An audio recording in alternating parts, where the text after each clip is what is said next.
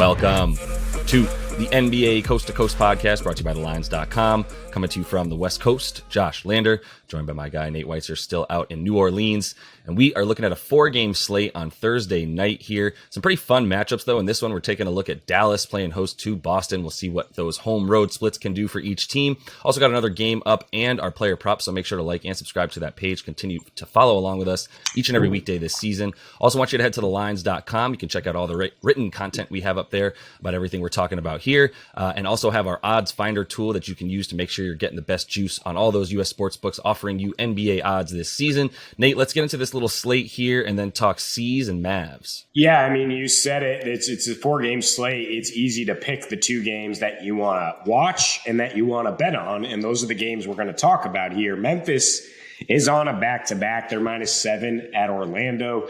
After smashing Charlotte, you think they might do it again, but who knows? Utah is -7 at Houston. Some weird splits with that team. The other game we break down, Clippers are +5 at the Nuggets, total of 228. And then right now we have the Celtics -2.5 or -3 at Dallas with a 232 total. And I mean, if you follow the Celtics, I don't know if you believe that this line is correct at all, considering how they played on the road lately. I mean, there is a bounce back factor after how poorly they played at OKC 2 nights ago without SGA, giving up 150 points somehow in a classic kind of letdown spot. Sure, but I mean, they've been bad on the road for weeks and lost 4 of their last 5 on the road. Their only win over the lowly Lakers. They have been going over in their last few because of terrible defense, but prior to that, under in 10 straight on the road. And anytime you talk about Dallas at home, you got to look at an under a little bit, even though they've gone over in 4 straight at home. So I think that's where you're getting the value, like to look at these 2 competitive games and say Dallas-Boston at 232, Clippers-Nuggets 4 points lower. I would definitely switch those. I mean, I think those are the wrong lines for each game, just based on the pace and style that we should see. Again, we'll talk about the Clippers if their guys play, whatever. Everybody's supposed to play for Boston tonight. And Dallas, still missing those pretty key defenders in Kleba and Finney-Smith. So I guess that's the reason we think they won't be able to defend. And there is some huge variance here because of these teams hoisting 40-plus threes a game. So anything can happen. I don't think it's a huge bet if you're going to take the under, if you're going to follow me on that. But the trend I see here is that when Boston faces a team that has a low assist rate, Memphis, Chicago, Toronto, the Clippers twice, they post a much better defensive rating and their game goes under. And Dallas has one of the lowest assist rates in the league, of course, because it's just so much Luka iso ball. It's the 3rd lowest, in fact, when they're at home. And Dallas has a trend of, first of all, not winning against the East this year, but that's a lot of not taking those teams seriously. Strangely, they've won 2 against the Knicks and lost 10 straight against every other team in the East so far. But I think they will take Boston seriously. I mean, we just saw Boston kind of have this revenge narrative where they lost at the Clippers, come back home, get the rematch, the only other chance to get that team, and they win. The way Luka's playing right now, I don't think I'm willing to bet against him. But I am willing to bet on a little bit of that variance I'm talking about. On Dallas's 3-point defense, which is much better at home, 8th best, in fact, 5 percentage points better than when they're on the road. Keeping the Celtics down a little bit in terms of what they can do. And Boston's 3-point defense, which has been unsustainably bad in their last few, including giving up 50% to OKC, which is a low assist rate team. I'm talking about that theme when SGA is playing. He was not playing. All of a sudden the ball's humming around, and it was a different situation. But just keying in on Luka, who has gotten his against the Celtics. Like, don't get me wrong, but that's the kind of defense that they want to. That's the kind of defense they want to play. Is like, all right, Luka, you get your 42. Right. Nobody else is getting theirs, and that's how they're going to try to keep this game, I think, below 110. And, we'll see who pulls it out. I'd rather have the home team with +3 than the Celtics at this point, for sure. But I think right now the smartest bet is the under.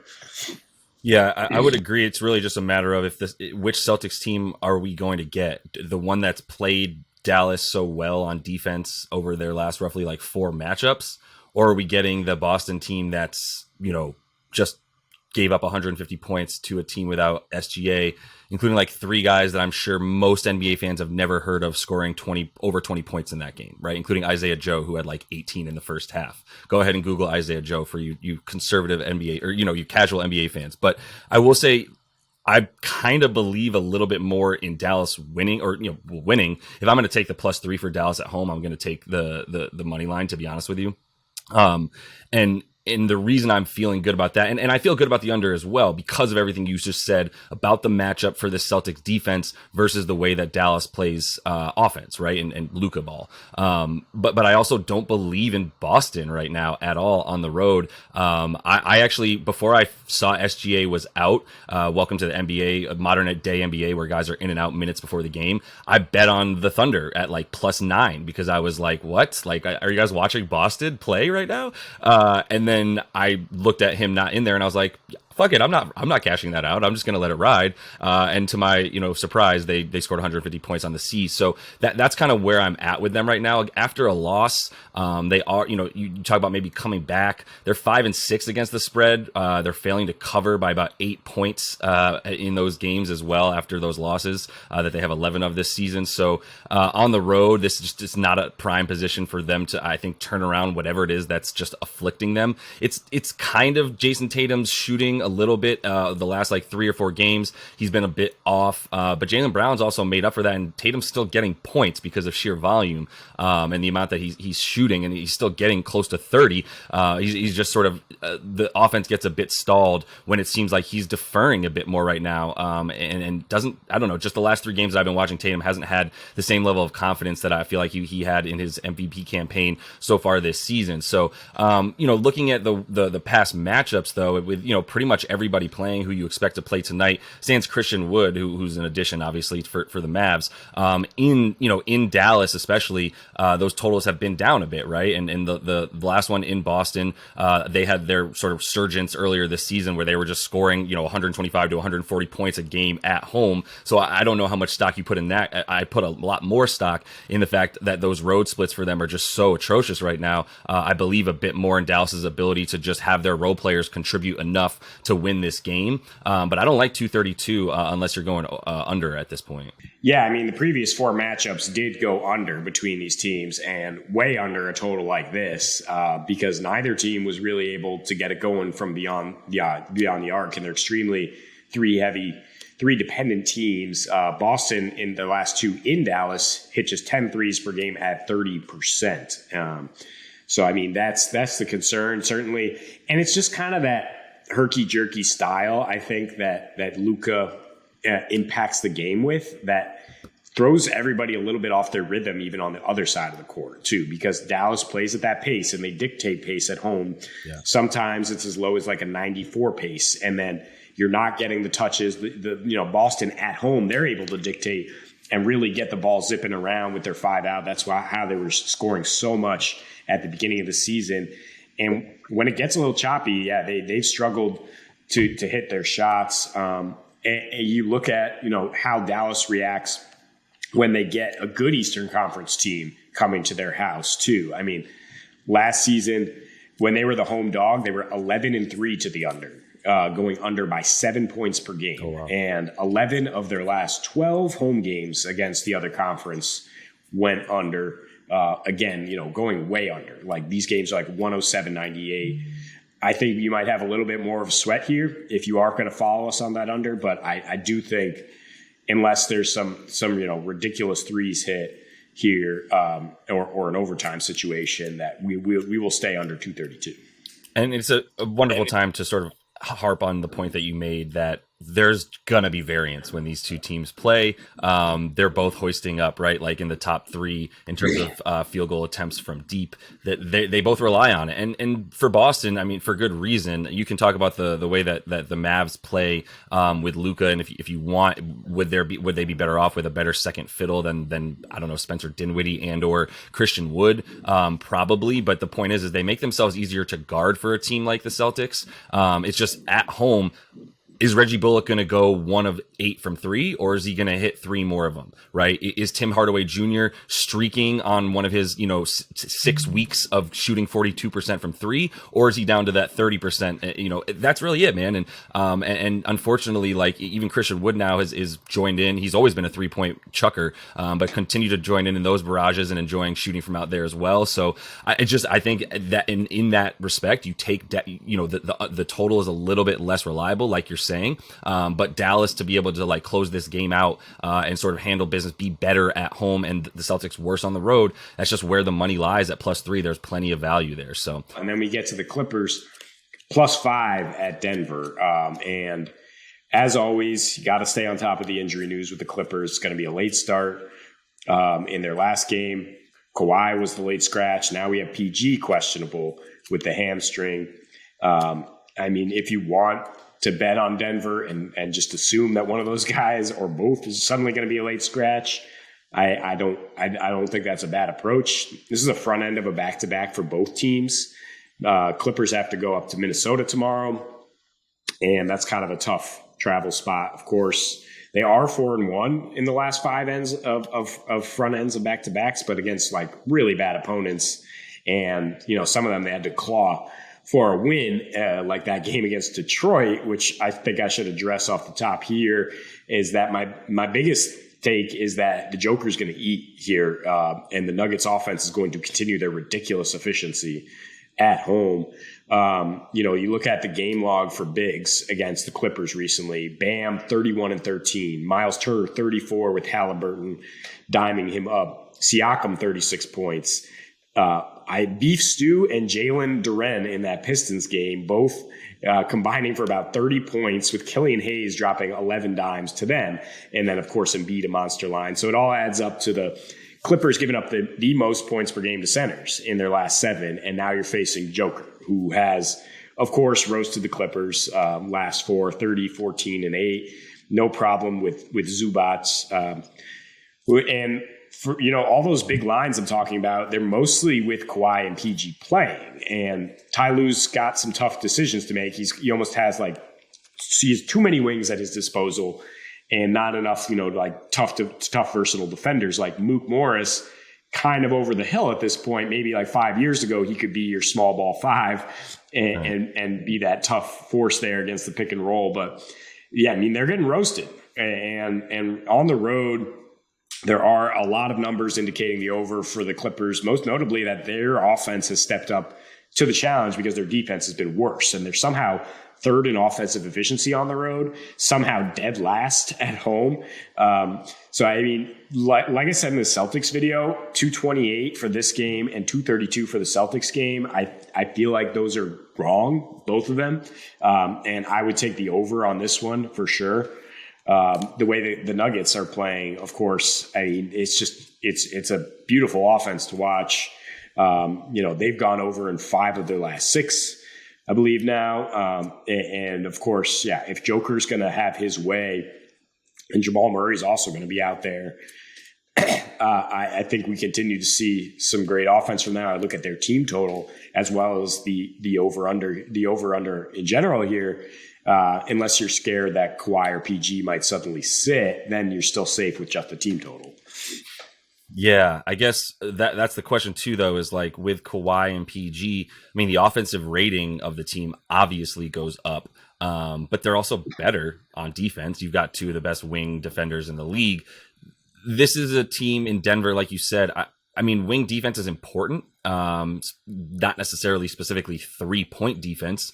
There aren't quite as many 3-point shooters on this team this year as you've seen in the past around Joker. But there's just plenty of guys who cut to the basket super duper well. And points in the paint, not necessarily a problem for the Clips. They are still better in top half of the league in terms of not allowing points in the paint on the road, especially. But it's not necessarily like this is your normal team getting points in the paint. I would say this isn't just one guy backing you down and getting buckets, although I would argue this is the best or second best guy at backing you down to get buckets between he and Embiid. And then passing off of that as well, where the Clips do give up a ton of assists to centers as well as points in the bottom 5 of both of those categories on the whole season. As you mentioned, most points to centers over their last 7 games, or 7 days rather, I should say. But, I do like an over when you look at the bench scoring. A lot of times we talk about who's going to, is this game going to stall out when the second unit comes in? 4th best offensive rating for the Clips bench, 6th best for the Nuggies bench. So I think you feel pretty good about that. I don't have much to go off of as far as the matchup in the last 5 times that they've played, because neither PG or Kawhi have played in any of those games. Denver did win all 5 of those games, sometimes handily, most of the time by, at least 5-6 points, if not double digits. And even when Kawhi and PG did play 2 years ago against this team, neither of them put up great stats. 44% field goal percentage for Kawhi on just 19 points, and then 33% from the field for PG on 17 a game, and 17 field goal attempts a game. So needing 17 points on 17 attempts is not great. Neither of them getting to the line. So, Denver doesn't really foul. They have a pretty good opponent, free throw attempt rate. They are not quite going over at home, I will say. Not because they're not scoring and not because their games are not averaging a lot of points. I believe on the road, their games are averaging 231 or so. It was they're scoring 213 or so in their last bout of games there. And then giving up, it's 122 to 114. So 236 totals. And there's they've gone over 4 times, right? 4 and 4 to the over in their last 8, despite scoring 122 points a game and allowing 114. Those are just high totals. And so this one is much lower because of that Clippers defense. But it's not it's the same Clippers defense that scares you the way that it has, in the past. They are doing things certain well that Denver likes to do on offense. They are limiting free throw attempts, which is good. They have a really good opponent field goal percentage because they're just hot. They do try really hard all over the floor and do a good job of not fouling when you get there. They do limit, offensive rebounds as well for other teams as a pretty good rebounding team. But this is a different story in terms of rebounding team. Denver is one of the best rebounding teams in the league, especially on the offensive side. When you have Aaron Gordon and Michael Porter Jr. both flying in, when they're both in, they're really, really scary in that sense, running rim to rim as well. So I think all of that leads to pace. We always love to pick on Michael Porter Jr. and say when he's in, they're likely to score more. They're definitely likely to give up more. So all that really helps us out there. I just expect another big game from the Joker. He's been putting up 30 and 13 in the last 5 against this team. I don't know why Kawhi or PG are going to come in and change too much of that. Maybe they're able to limit some assists because of their wing defense with those guys in, but I'm still feeling good about the game flow getting us, over 228 in this game. Yeah, I would have a hard time imagining Denver scoring below 118 or something in this matchup, as they have at home, like you said, against anybody. And I don't think the total's that low because of the Clippers' defense. I think it's because the first month of the year, they were the worst offensive team in the league. Right. And now they're much better. And it's not just Kawhi and PG. You got Norm Powell. You got Luke Kennard playing well, mixing it up with that second unit. And I think that's a big note to think here with the over 2, because as soon as Joker sits, all of a sudden, Denver just bleeds points. So I think you're going to get one of those situations where the second quarter helps you keep the pace up, keep the scoring up. And then we go into halftime and you're already at 140 for the total. I definitely see it happening that way here with a Western Conference game, regular season game, front end of the back-to-back, not going to be high intensity like in the playoffs when these teams did play, of course, lower scoring games. But yeah, you look at the last regular season meetings without Kawhi and PG, and the Clippers posting a 120 offensive rating and scoring 116 without those guys. And Kawhi not scoring a ton in his last 4 regular season against Denver, but his efficiency is off the charts. And, we talk about him just being a tough shot maker. Even if they put Aaron Gordon on him or anything, like he's still going to keep your offense on pace. And the Clippers clearly know that they're going to have to score to keep to match the Joker and company. Yeah, and it's though I don't think we really harped on enough the sort of trend for the Clips on the road as well. Like you said, you worry about their offense coming along for the ride. It's only a 228 total. I say only in the modern day NBA. That's an only. But they're 13-7 to the over on the road are the Clips. They're going over by about 7.5 against that total each time, scoring about 114 on the road versus 105 at home. Right. So somehow, as you noted in some of our notes, their third offensive, have the third best offensive efficiency at home and the absolute worst 30th other way around. Third best offense efficiency on the road, worst at home. So like maybe they hated crypto.com or whatever. At this point, they a name change was the Clips were anti name change, but they are just not played well in that building on offense. I even look, Kawhi's played the same amount of games on the road as he has at home this season. There's no weird splits there. So they're just better and playing a bit faster on the road. So I think we can rely on that one here as well. Nate, let's go ahead and jump into your first NBA play a prop for tonight.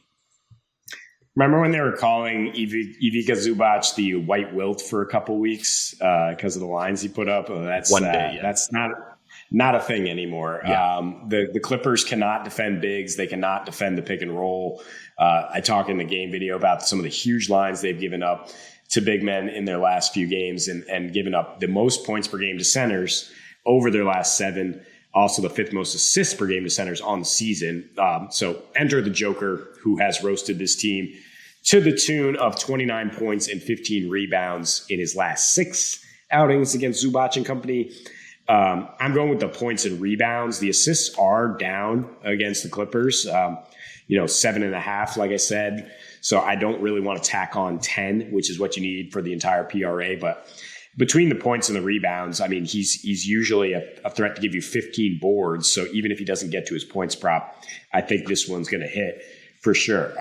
But last 6 at home, he is scoring a ton, 28.7 points per game. Again, like 15 rebounds and 12 dimes. And that's on a relatively low 29% usage rate. I mean, it's not the same usage it was the last couple of years when he was the only guy out there for the Nuggets in the sense.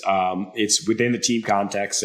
But I think tonight, especially if Kawhi and PG both play, the team is going to need to score down low with the big man. They're not going to score as much on the wing. He's going to need to get more make more of an impact with his scoring. And then with LAC, rebounds are going to be pretty easy to come by. They're 29th in their total rebound percentage in their last 3, 21st in field goal shooting on the season. So I think, the points and rebounds here seem very safe for the Joker. Yeah, I mean, and I really like the rebounds too. In a game that I think we expect to have a few more points, as we were talking about an over in that one. I think it's 11.5 right now on DraftKings for him to get over that. It's only minus 120, so a few worse odds there. But if you do like the rebounds, I mean, he's been getting about 14 against Zoo in his last 4 or 5 matchups against the man. So I feel pretty good about him dominating that matchup all over the floor for sure. Second one here, we got to take under on a rook, Paolo Banchero. Definitely loved picking him at the beginning of the season. Knew he would surprise a few people after watching him in Summer League and such. But I think that rookie wall is starting to hit. If you go under that, you get pretty good odds at minus 115 most places for Paolo to go under the 22 points tonight. In his last 7, about 18 a game on 39% from the field. He was shooting much, much better, obviously, than that on the season, closer to about 48 prior to those 7. And then 5 free throw attempts a game is another situation that he's been getting to the free throw line at a really surprising rate. He was setting some pretty nice records actually with the amount that he was like being efficient from all over the floor getting to the line. The only other guys that were getting to the line as much as him as a rookie were like Melo and LeBron and that guy that you were talking about named Wilt. But this is another situation where they're playing Memphis, been the best defense in the league essentially for the last like 10 games or so, and definitely a top 3 defense all season long, especially when they have Triple J.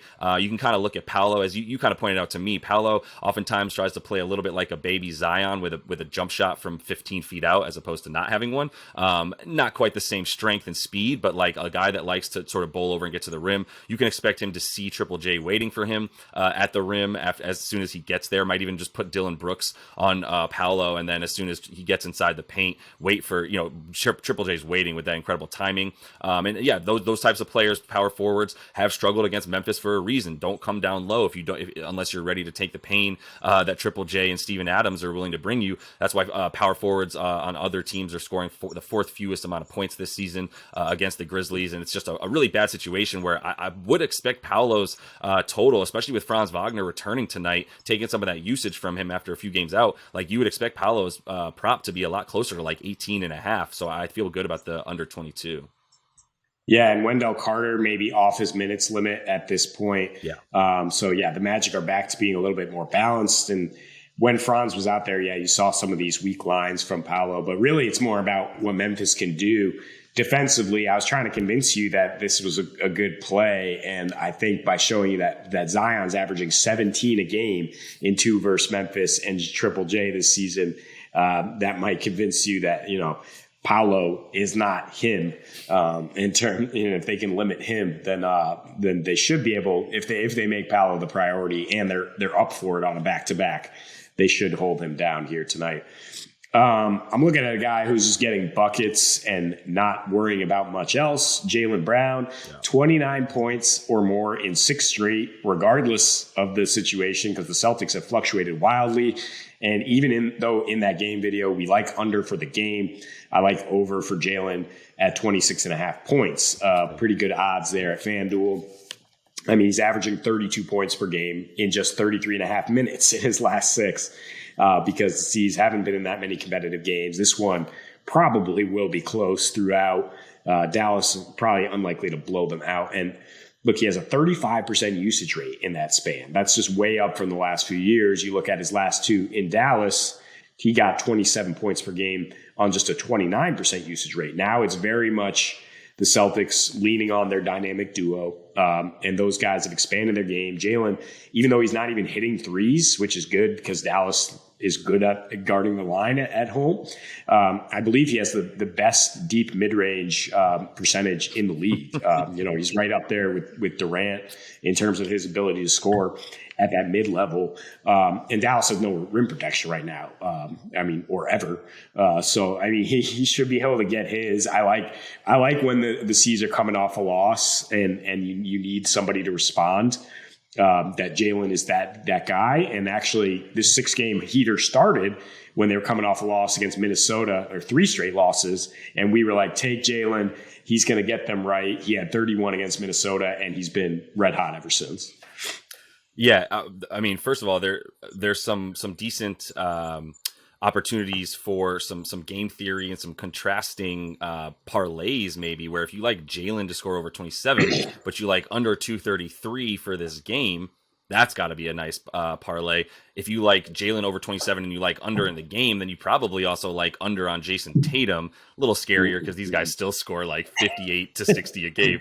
Just throwing some things that might get you some juice. I also just have my 8th grade AAU basketball coach's words just ringing in my ears when you talk about deep twos. Like, you get pulled immediately if you shoot a 2 from right inside the 3-point line back then. But guys like Jaylen Brown, Chris Paul, Kevin Durant, they all have that green light no matter what. So Jaylen's just on one right now, man. He's playing bully ball too. Just like put somebody on him that isn't as big as he is, and that dude's cooked and toast. So no matter how you put it, I do like Jaylen despite some decent matchups on defense for Dallas. Still, like we said, I think this is a good opportunity to keep riding him. Finishing things off with a guy I don't believe we've talked about this season, the youngster Jabari Smith on those Rockettes. We're talking about 6.5 boards for the long, lanky guy. You get that plus 110 at MGM. Definitely use that odds finder tool to make sure you find out that's where you can get the best juice for it. It's all about if he gets minutes, right? And really, they're playing Utah tonight. Sometimes Utah does run out 3 bigs.